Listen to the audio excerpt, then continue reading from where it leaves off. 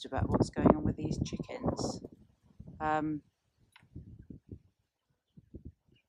They've lived together perfectly happily for the last 2.5 years, and now the 3 hens have decided they hate this one. All these hens are kind of seconds from my friend who breeds like Sussex. This hen here you can't really see, but she's got slightly yellow feathers. So my daughter rather unimaginatively named her Pedon. That's Robert, their rooster.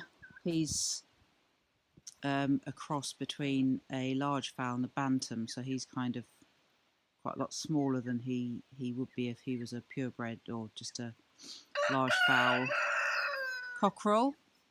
Next to him is Snowy, the white one, and then they all look really scrappy, these hens. They get really hammered by the rooster, even though he's not terribly big. They've got very soft feathers and they lose them all down by their tail. But the one in front of Snowy, she's called Speckles, just because she's got quite a lot of black speckles on her feathers. Again, you can't really see. Robert, move. There. You see she's got quite a lot of black speckle bits on her. Let's get a bit closer. You shouldn't really have those. So that's Speckles. And then that one over there just wasn't quite the right. I think she was just a bit small. And because Shirley, I got them from, breeds from her hens, she, and being a responsible breeder, she only breeds from perfect, or sort of well conformed specimens.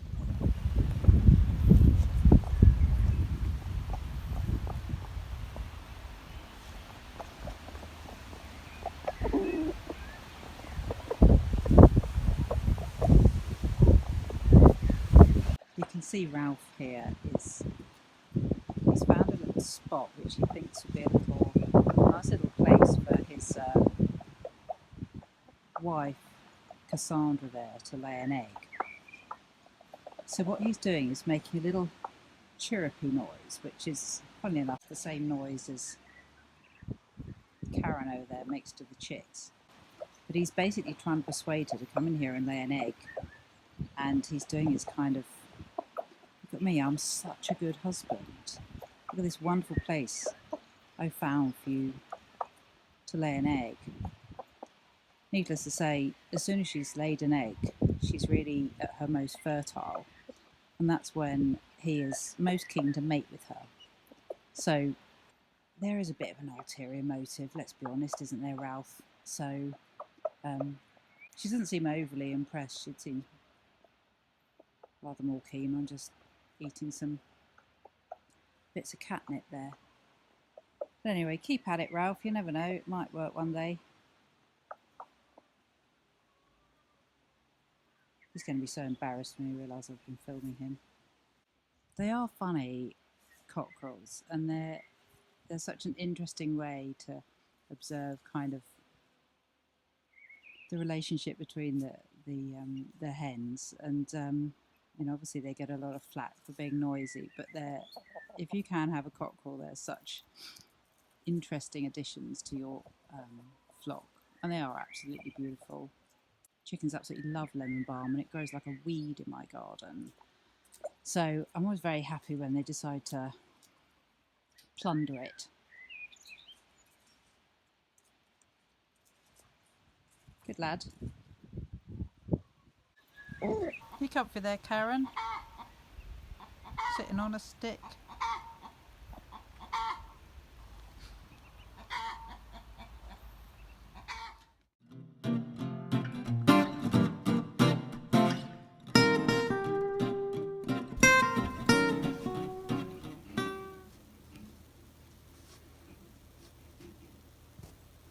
This is my cat, Sausage.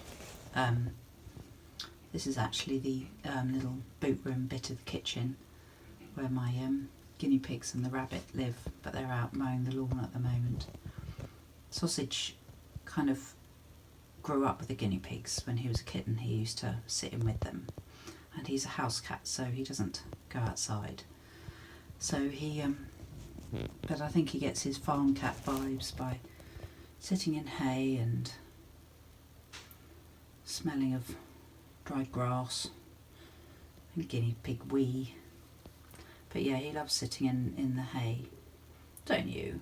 You're such a good boy. Yeah.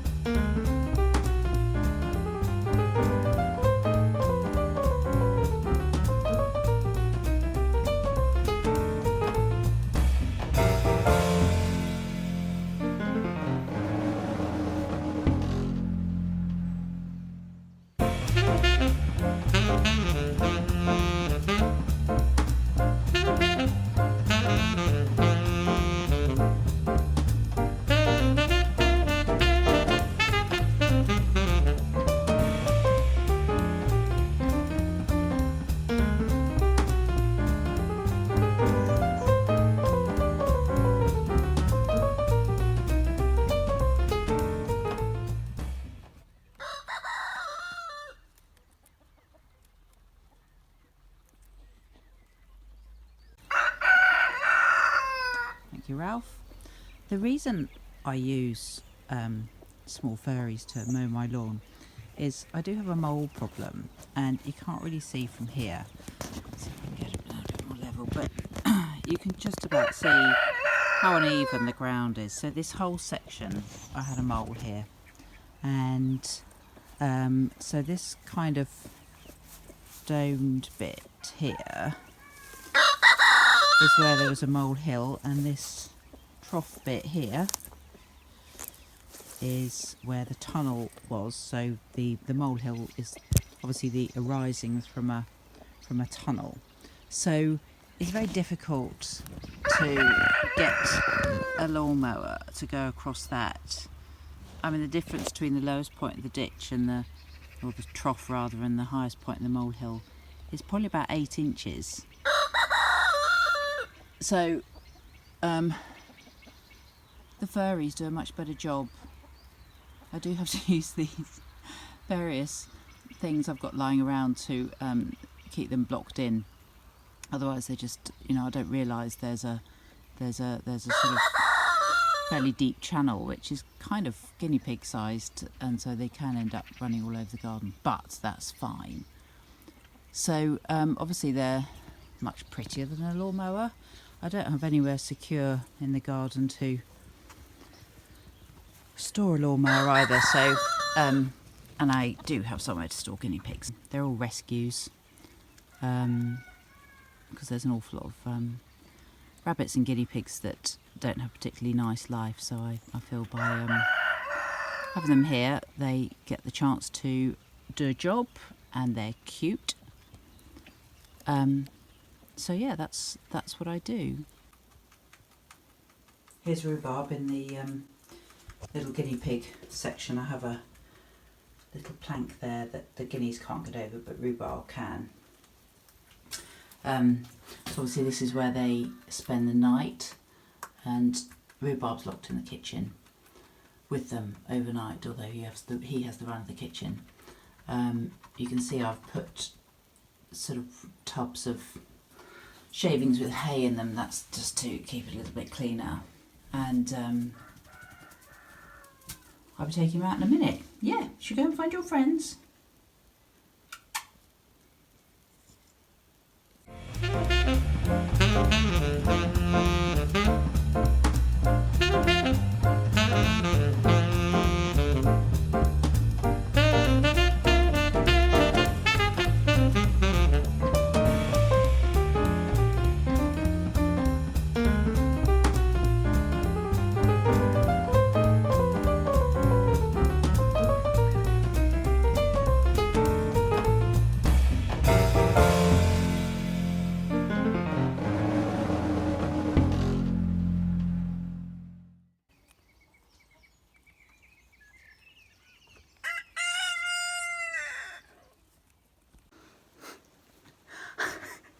I was asked by somebody on Instagram about house rabbits, so I was not impressed, is he?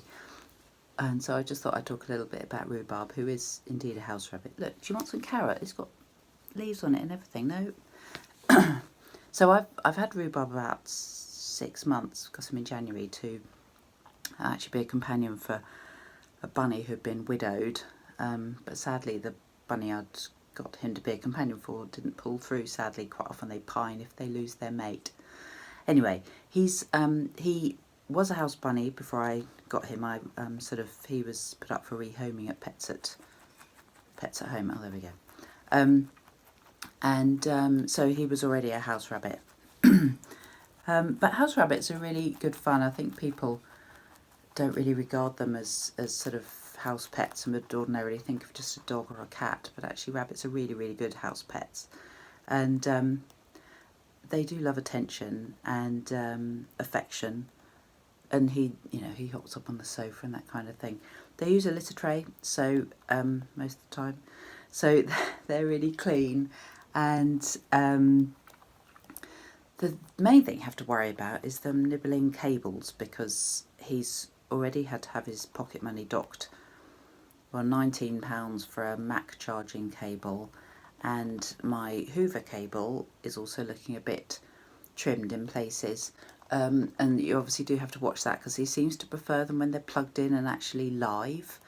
Probably makes a very enticing hum or something. Maybe rabbits can pick up electrical hum, I don't know, but he does definitely prefer things when they're plugged in. And they do, he loves cardboard, and obviously I did leave my veg box out once, and he rather enjoyed that. So yeah, they do nibble, so you have to be a bit aware of that. But actually, they're really fun, and if they're already a house rabbit or they're already used to being handled, there's no reason why they can't transfer from being an outdoor bunny to an indoor bunny. And he lives in the kitchen with the guinea pigs, and yeah, he's no, it's not being very cooperative. But yeah, he's very sweet, and he's not been neutered yet, and they're a little bit more sort of stinky when they're entire, so I will get him neutered at some point. But no, apart from that, he hops around and he plays with the cat, and isn't fazed by the dog. So I would thoroughly recommend a bunny as a house pet. He gets groomed. He is trained to go on he has got a little harness, a cat harness that I put on him and take him for little walks in the winter, or in the when they're not going out and grazing. As I explained earlier, they do a really good job of grazing. So if you've got some grass for them, but other than that, he has hay and vegetable peelings, that kind of thing. Yeah, they're really good fun. You all right, Rhubarb?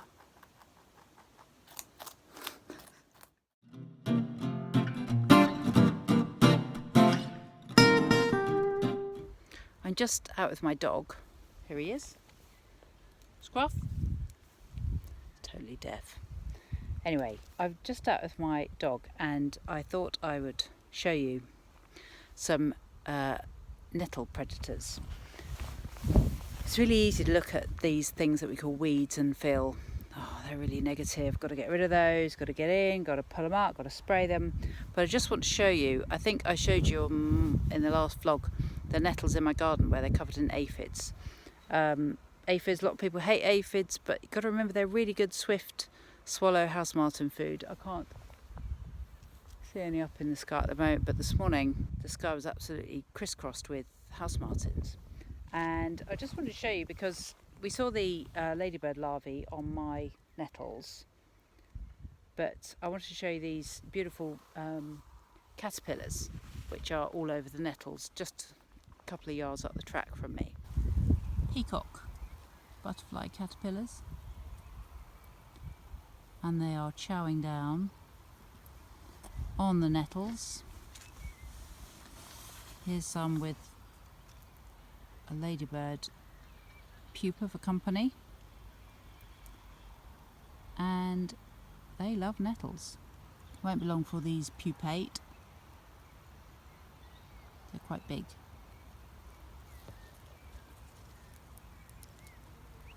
But they're doing a great job of chewing down these nettles.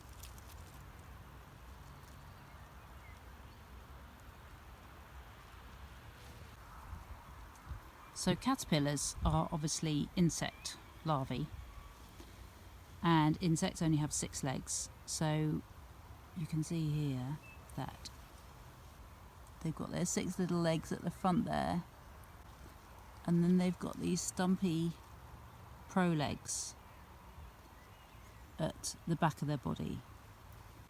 So they can't have more legs than they're going to end up with as an adult. So they have these little prolegs to help them move when they're a caterpillar. And then when they pupate, those will get absorbed and reworked, and the caterpillars will obviously become butterflies.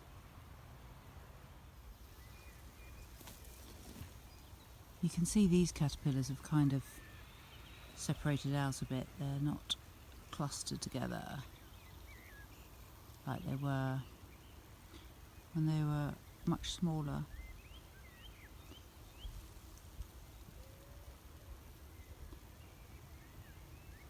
So they're just each munching on their own leaf.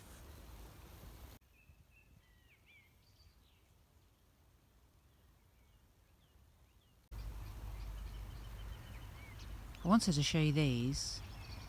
You can see them sort of waving around. That's a kind of warning sign. You can imagine a big cluster of these caterpillars all waving their bodies. Looks quite disconcerting to a predator. There's quite a little group here. But I wanted to show you this. Those aren't dead caterpillars. They are the molted skins of these caterpillars up here. So basically when the caterpillars are eating, they obviously get bigger, but their bodies don't stretch, so they just shed their old skin, which allows them to grow into a bigger body. And they'll molt a few times as caterpillars, each time leaving behind their old skin. And soon they become large enough to pupate.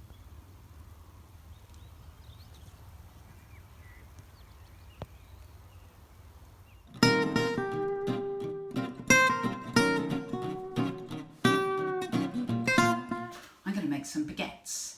My son is coming back and from uni, and I have got a sourdough that we can eat, but he really likes baguettes, so I'm going to be making the basic baguette dough from Richard Burtonet's book, which I really love, Crumb.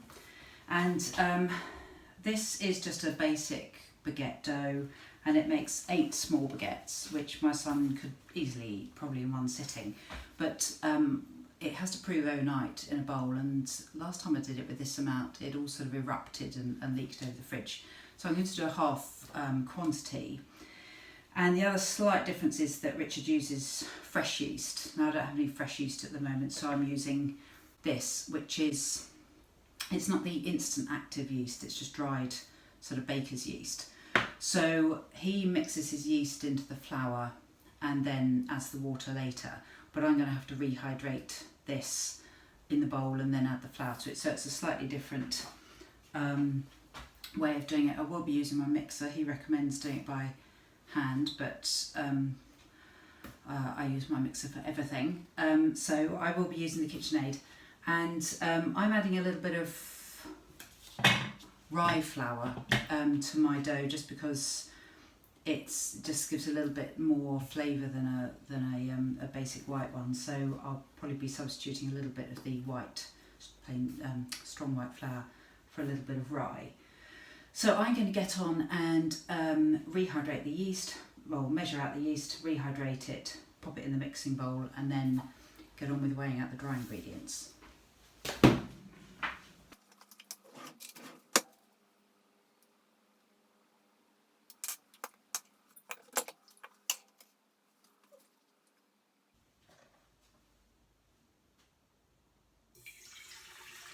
So we need 500 grams of, well, bread flour. So I've got some strong white here. So I'm going to do 450 grams of strong white and 50 grams of rye.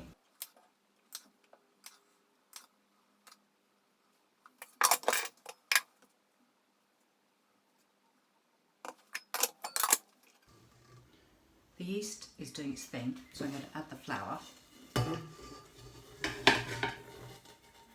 And then the salt. And I'm just going to mix it first. Put your dough hook on correctly.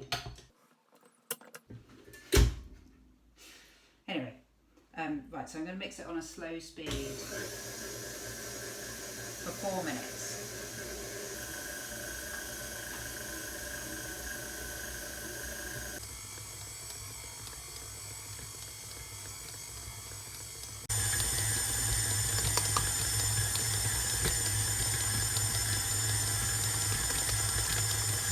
Still going.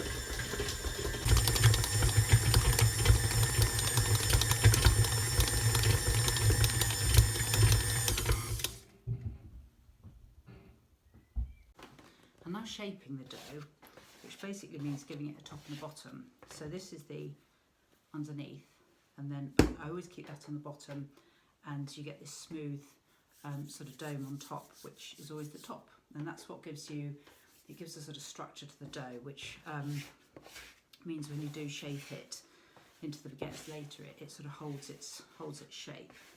So I'm just using the scraper and kind of tucking it underneath, and that kind of stretches the skin across the top. Don't use much flour. And so by constantly sort of pulling it around and shaping it, we're sort of pulling the skin across the top tighter and tighter. If you use a scraper, you don't have to worry about using a lot of flour, because obviously it stops the dough from sticking as you move it around. What I'll do then is pop it in a bowl, and I'll let it cool off for a bit, because it's still actually really warm.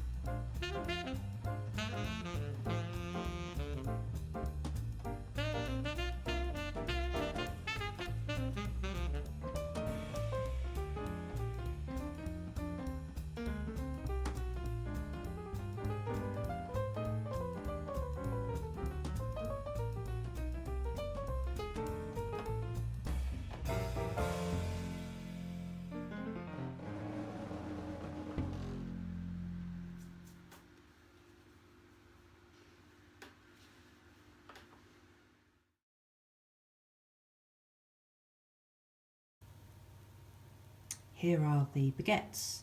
They've had about an hour and a half, I suppose, of proving. It's not very warm in the house today. Never is very warm in my house. So I'm going to get some semolina and dust my baking trays, which are currently heating up in the oven, and I will use my pizza peel thing here to transfer the baguettes from the couche to the tray.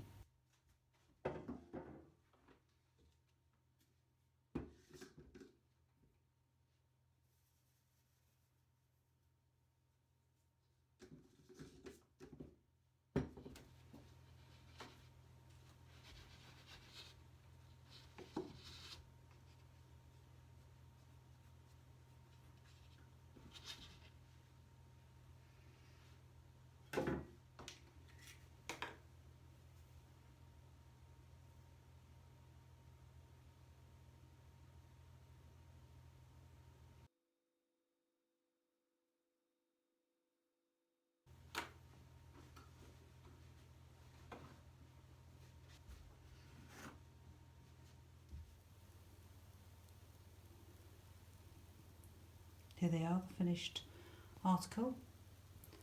Still crackling from the heat of the oven.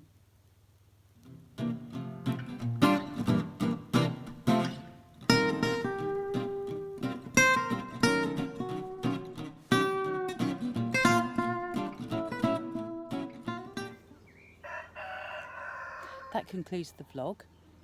Hope you enjoyed it, and next time there'll possibly be some sourdough croissant, depending on how I go on with the practice run. I'll introduce you to the ducks who are just sitting here next to me, and I'll see if I can find some other gardening, wildlifey kind of thing to show you. So I look forward to seeing you then. Bye.